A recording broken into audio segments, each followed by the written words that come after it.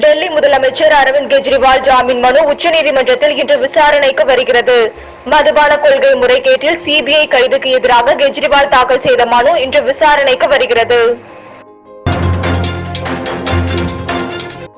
பல்லடம் அருகே விற்பனைக்காக போதை மாத்திரை கடத்தி சென்ற கல்லூரி மாணவன் உட்பட 2 பேர் கைது செய்யப்பட்டனர்.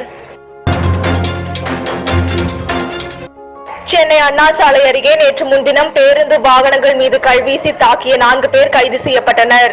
நந்தனம் அரசு கல்லூரி மாணவர்கள் 4 பேரை 1000 விளக்கு போலீசார் கைது செய்துள்ளனர்.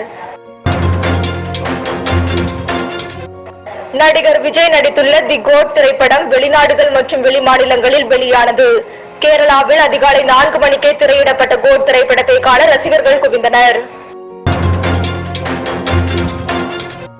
நடிகர் விஜய் நடித்துள்ள தி கோட் திரைப்படம் தமிழ்நாட்டில் மட்டும் 750 திரையரங்குகளில் வெளியாகிறது.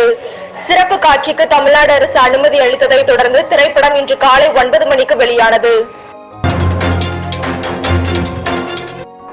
பாரா ஒலிம்பிக் ஆடவர் வில்வித்தை போட்டியில் இந்திய வீரர் ஹர்விந்தர் சிங் தங்கப்பதக்கம் வென்றார்.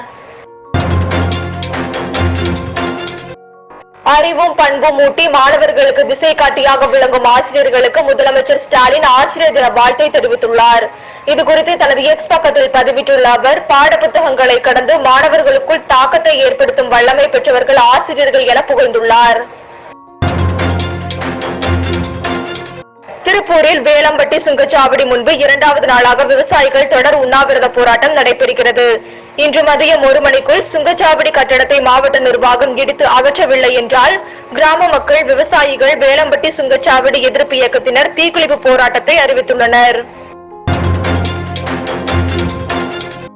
பாரா ஒலிம்பிக்கில் தங்கப்பதக்கம் வென்ற ஹர்விந்தர் சிங்குக்கு பிரதமர் நரேந்திர மோடி வாழ்த்து தெரிவித்துள்ளார். ஹர்விந்தர் சிங்கின் சாதனையால் இந்தியா மிகவும் மகிழ்ச்சி அடைவதாக பிரதமர் மோடி தெரிவித்துள்ளார்.